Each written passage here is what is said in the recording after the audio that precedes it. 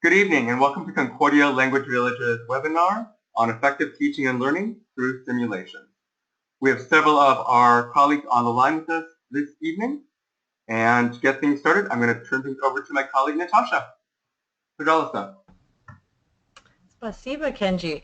Thank you for joining us on this webinar. We have Karl from the Waldsee German Village, Berndt from the German Village, and Koyomi from Japanese, and I am Natasha from the Russian Language Village, and we're going to be talking a little bit about simulations today.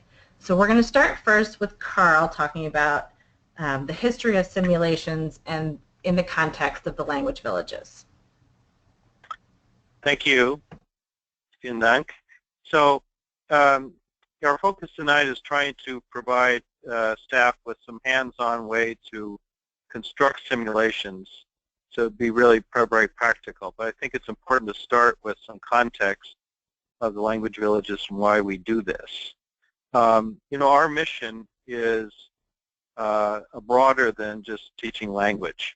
It's about how kids who come to our program, all of our participants, can be responsible global citizens. Language is part of that, but it's not really the main goal, actually, of our program. Our goal is not to be more Russian than the Russians or more Japanese than the Japanese. It's to use the residential immersion opportunity we have to help villagers learn more about themselves and their place and the place of their chosen language community in a much bigger world. If you look at this, what we call the CLV way, so why we do the things we do and how we do them, the first piece that we talk about is what we call the grand simulation. And anyone who's been in the program knows that's basically what we do. We construct, a whole village, a whole simulation to let villagers know this is kind of a natural setting in which they should feel free to use the language that they've chosen. And so the grand simulation is the real context. Everything we do is a simulation. But tonight we want to talk a bit about how to break this down into very specific ways we can do more programmatic activities. I think it ties into a broader goal we have in the language villages, which is, what do we think a villager should know and be able to do after they spent a session with us, whether it's a 1-week, 2-week, 4-week session, and what evidence do we have to say confidently that a villager can actually do those things and in fact does know those things that we want them to be able to know. So we have a challenge, which is how do we convey this knowledge, and how do we know if we go into, say, a simulation or any language teaching program that what the outcome will be, and how do we know that we've constructed it in a way that we will get those learning outcomes that we want. So if people look at the CLV mission, you see that there are 5 different elements to it. We tend to focus on the first 2, which is much more about language, being able to communicate in another language, appreciate cultural diversity. But there are a few others that are really important and relevant to this topic, which is we think a responsible world citizen should be able to engage creatively with critical issues that transcend national borders. We think a responsible global citizen should be able to respect human dignity and demonstrate some empathy for others. And we think a responsible global citizen should be able to advance a more peaceful and just and sustainable world. That's a very ambitious goal for a kid who's 12 years old, who's going to come and join us for 2 weeks. So our challenge is, how do we construct a program in which we don't just kind of go through our day, but we consciously construct simulation, role-playing kinds of activities beyond the grand simulation to allow those villagers to get the best use of the kind of opportunity they have with us. So I just want to provide that context. There's sort of a number of things we can do. The grand simulation is the simulation, but within that, We can talk to villagers, engage them on issues about history and how the target culture they're involved in engages in its own history and what that means. We can talk about contemporary issues. How does a certain country or target culture engage on real issues that affect people today? We can engage them through simulations involving food and cuisine. We have an unbelievable opportunity of how we integrate our food and our culinary arts in the language immersion. And talking to our cooks and talking to that part of our village and engaging them in this type of thing is also another great way to think about this. So my point is that we don't have to think just about history or about sort of normal social studies types of things. We can even go beyond that. We do some of that in the International Day. We have an I-Day Summit. We usually take on a big topic each year. But what can we do in our village? And how do we construct this? So I'm going to turn to my colleagues to try to walk us through some of the basics of how do you construct a simulation. We are a program that engages all the senses. It's not just a rote learning kind of a program. We're affecting kids in every way. Some of that involves lots of emotions. Some of that involves really challenging people to think about what they really truly believe in and to provide some comparative perspective. That's what often role-playing and simulations can do, is put people in the position of the other. And putting people in the position of the other means also paying attention to some of the consequences of doing that. So as we go through this, I think we'll try to deal with some of those, the fallout effects, possible spillovers, because you're really working with people's minds here, and it's a very delicate issue. So we don't want to do this superficially. But I think over the years we've developed any number of good techniques that allow us to do this in a way that's very practical, let staff really explore their own talents. And I think a lot of staff come to us because they see this is a huge opportunity. And to help people understand, step by step, how you can construct a simulation that achieves the kind of goals that I've been talking about, and taking care of people's sort of emotional ride as they go through the roller coaster of this type of thing. So I'll stop there and turn it over to my colleagues. Great. Thank you so much, Karl.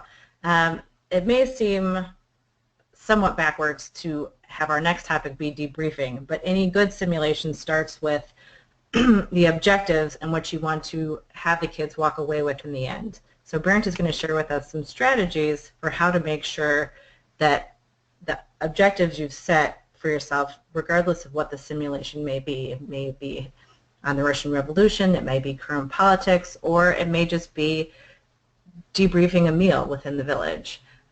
So I'll turn it over to my colleague Berndt to share with us about debriefing. Danke.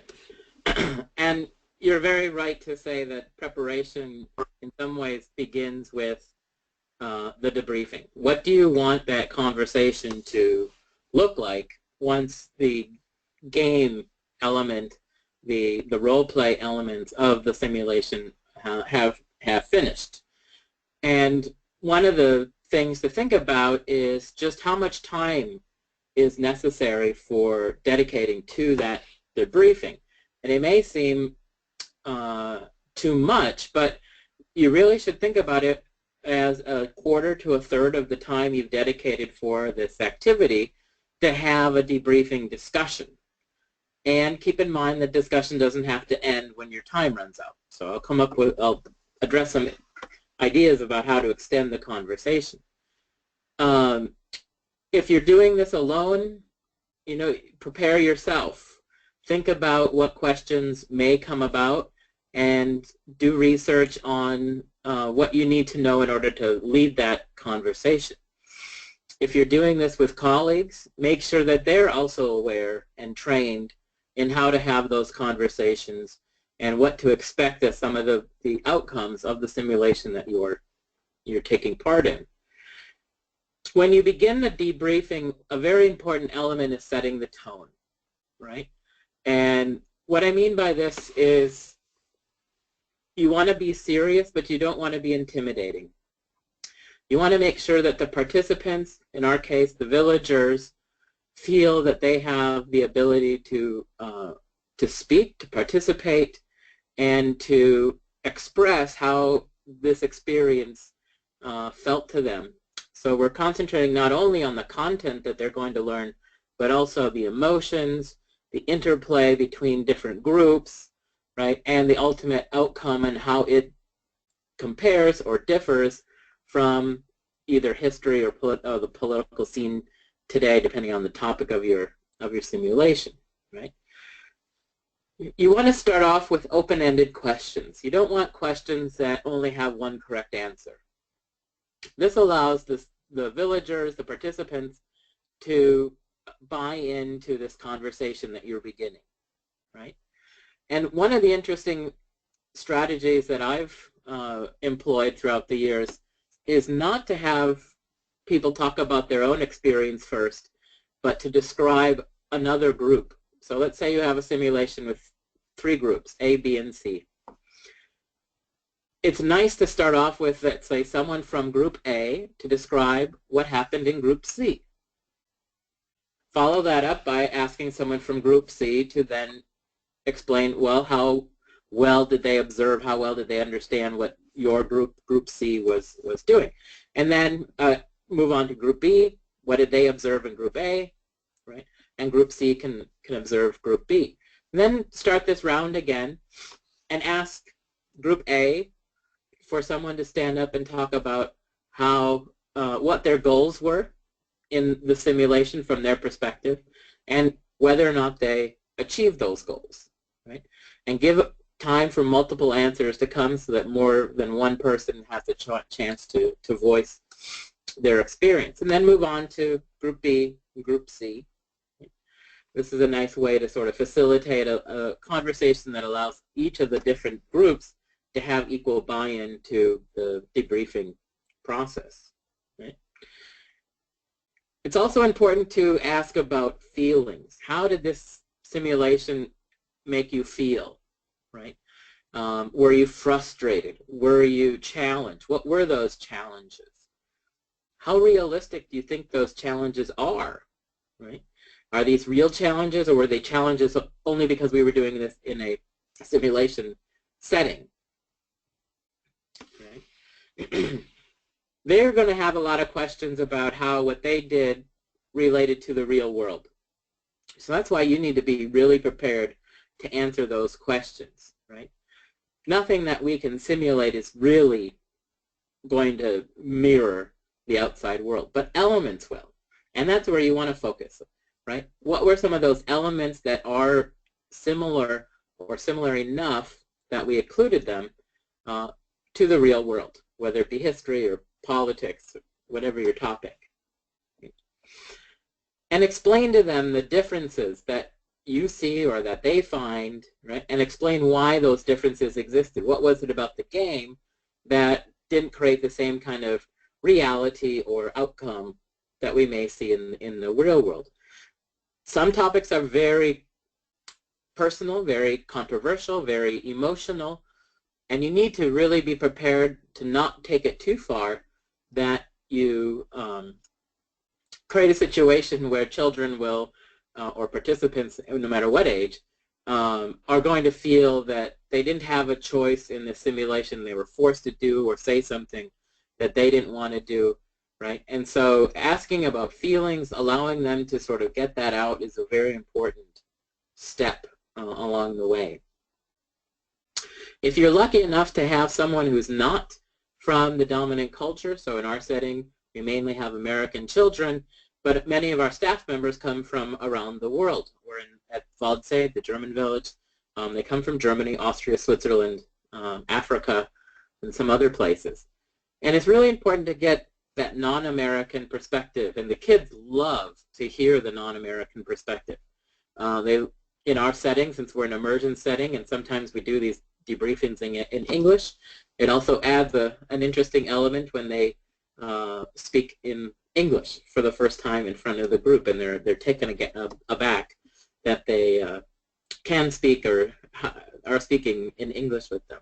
But that non-American perspective is one of the reasons villagers come to us, right? They want to learn through someone else's eyes about world events and how does a German see this issue, if it's environmental protection agent, awareness or some sort of thing. There's a very different perspective, probably, in Germany than there is in the dominant culture in the United States, right?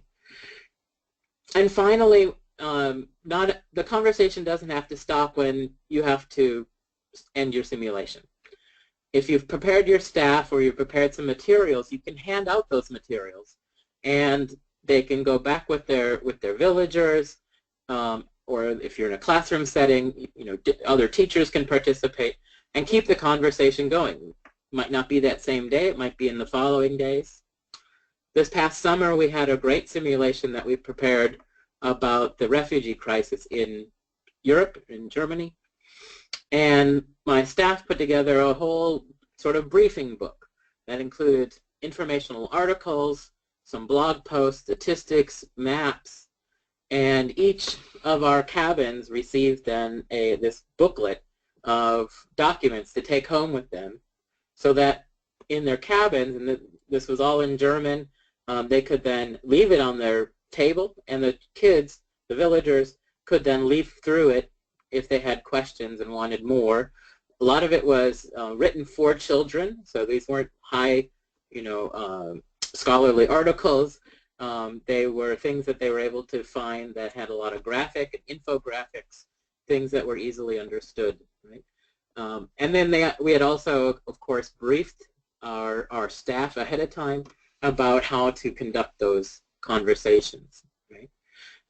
And the ones who planned the day then also made clear that throughout the next day they'd be available for further contact and discussion. So when you're thinking of debriefing or thinking about how to set up your simulation, think about that debriefing. How do you want that to run? And then you can backtrack in to plan what elements need to go into the simulation. And I think that's our next topic. Thank you so much for sharing with us, Berndt. I'm going to switch over to Koyomi, who's going to talk about using some of the tough topics we have to deal with in each of our villages to create simulations, and how, when you're planning those simulations, to make sure that you take into account students' well-being, emotional well-being during those simulations. Okay, hi, I'm Koyomi from Morinoike, and I hope you can see my screen. I'm here to talk about the tough content and planning for emotional safety. So I think something that's really important to think about, especially if you're thinking in sort of a classroom context, is that the simulations are experiential, and experiential activities are unpredictable. So not every villager is going to have the same experience as another. Lots of different factors going into that, like age and language level. Also, whether they're sort of a leader or follower in the activities that are taking place, whether they're kind of, oh, everyone's running over there, I better go too, or whether they're someone who's more actively making decisions. And so villagers are going to learn different things from the same simulation, and also some are going to get more emotional than others, and not always when you're expecting them to. And all of this is okay. But especially if we're comparing to a sort of classroom context, that's a very different kind of mindset. Koyomi, I'm So just the thing, for a moment. I think we may have lost your screen. Would you please double check that? oh, okay. It says not showing anything. Okay, I will try to figure this out. I can also show it. There we go. We're back. You there? Yes, we're back. Thank you. I apologize for the interruption. How about now? How about now? Now it says know your purpose objective. Still okay? Yes. Great. Okay. Sorry about that. So I think the most important thing, it's okay. I think the most important thing to think about when you plan your simulation is not so much what the costumes and the roles and all the moving parts are going to be, but what is your overall objective. And you need to make sure that every single member of staff, even people who are not going to be there, know what it is that you want the villagers to learn. And this should be something that you can say fairly simply and age appropriately, and of course keeping the bigger mission of CLV in mind. So that purpose might take the form of something like, life in medieval France was hard because this, or internment was unfair, or it took this and also this to accomplish something. And so when you make your plan, if an element of your simulation isn't clearly furthering that purpose, you need to question why you're using it. It may be something that makes it more historically representative or more realistic, but if it isn't helping further that purpose, that can end up being more of a confusing factor, especially when you have to consider the fact that your actions are even more important than the words you use, because we always have villagers at a range of language levels. So here I'm going to draw on work from one of the former French deans, Ludo, in a workshop he did several years ago on controversial content. We don't want to impress our opinion or our political stance on villagers, and some of the ways that we can work within that and still teach are to focus on, for example, people and places, who's benefiting, what it could feel like to be someone else, or to work with the larger philosophical or ethical principles, like, is it ever okay to do this, or who wins when this happens? And then, of course, it's always good to talk about observations, sometimes judgments, feelings, positions. This worked for me. When I was in this role, it felt this way. And so since we're trying to work with these larger questions and these more sort of transferable ideas, it can be really helpful to avoid breaking news, because again, we're trying to work with sort of larger ideas, and also because in the context of the villages, we don't have access to breaking news, and the villagers in particular do not have the same kind of equal access to current news as we do as adults.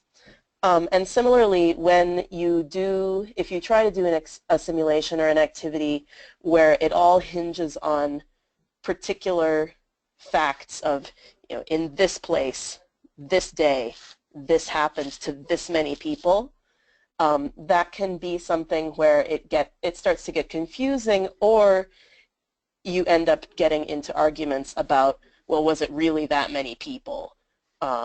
Did it really happen for that many years? Which takes people away again from that bigger point and that objective.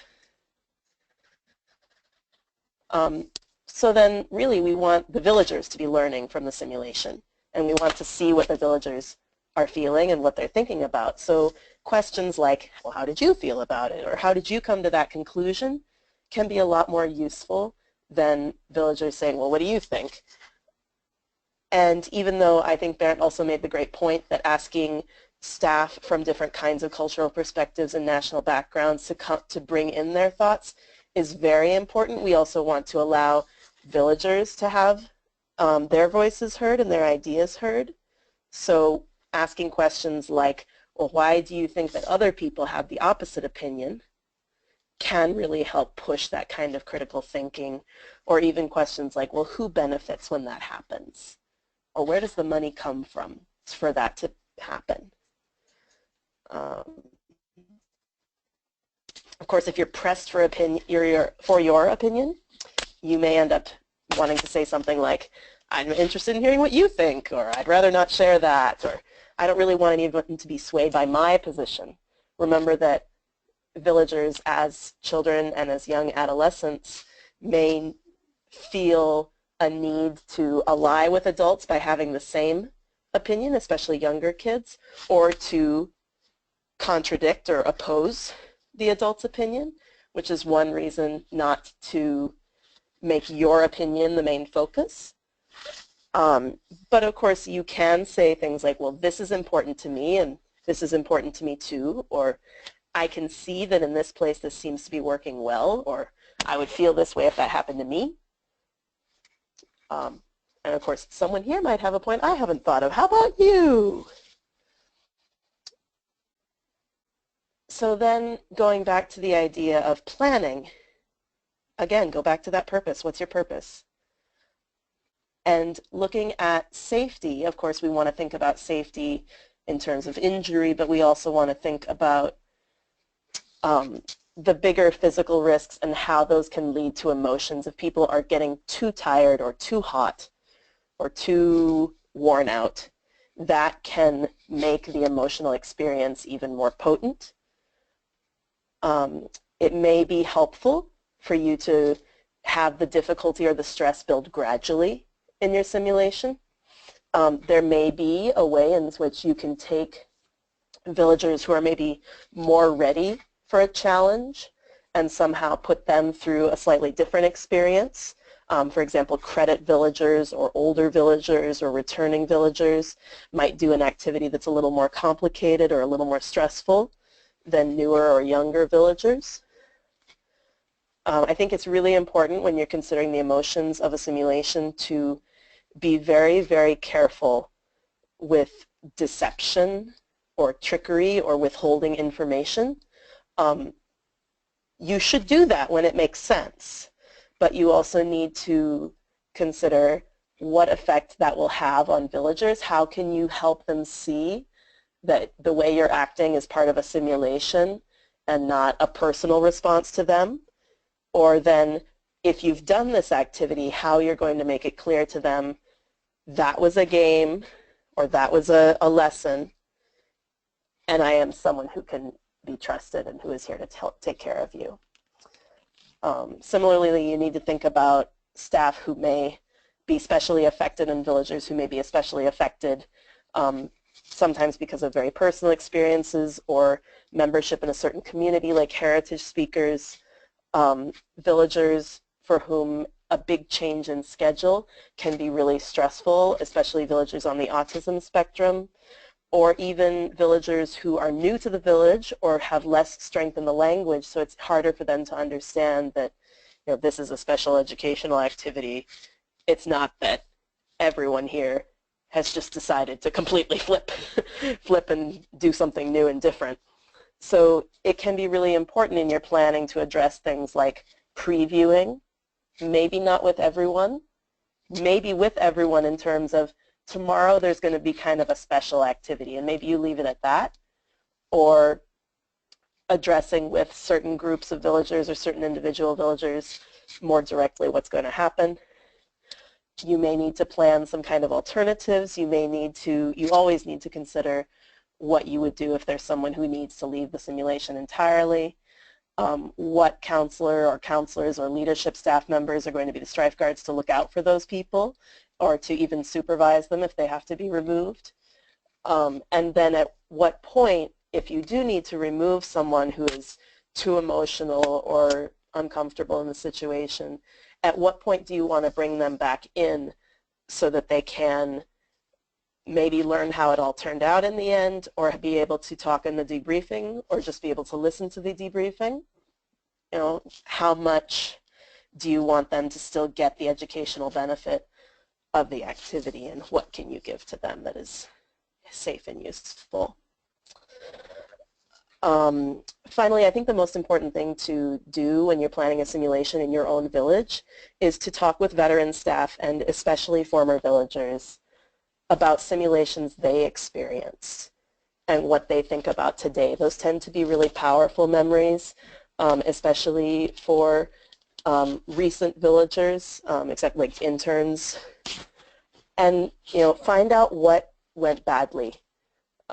People who have a long time of experience in the village will probably have some stories to tell about times that simulations didn't work the way they were supposed to, or had side effects that weren't expected, and those are really, really meaningful to sort of pick apart and figure out, okay, how did that happen? What are we going to do? to try to avoid that or to address that when that happens again. So I have some links here. The first one is to a Morinoike version of our simulation planning sheet. I put it into English for you. And then a handout from the CLV professional development team with a lot of that same information I went over on talking about controversial issues. And it's a handout not only specific to simulations, but to counseling in general. And then, of course, a link to this document that we've been here for. So that's what I've got. Thank you. Spasibo Koyomi. I wanted to draw out 2 points from both what Berndt and Koyomi said about the debriefing situations. When you talk about giving your opinion, you will always have staff who just don't want to share their opinion. And so it's worthwhile in staff meetings before you have that simulation to talk to that staff about deflecting. You know what? That's such an interesting question you have about the situation in Donbass right now. You should go talk to so-and-so because they're a great resource on that. So you've acknowledged the student's interest in the topic and you've given them a resource to discuss it with if that's something that particular staff member is not interested in discussing or sharing their views. Another point I think that comes out of that is talking to native speakers when you are presenting a topic. As an American, when I do simulations in the village on Russian history, I always check with a native to make sure that I have an understanding of not only how Americans would see that historical issue or political issue, but also how the natives interpret it so that I'm not caught unprepared when I'm debriefing the situation. So we've given you a lot of really quality scaffolding to build your simulations. And the last thing I wanted to show you was some tangible resources that you can use when you have an idea and you want to create it and see it go into action. So the first resource we have is on Basecamp. And in Basecamp, there is a resource for the History and Social Studies Special Interest Group.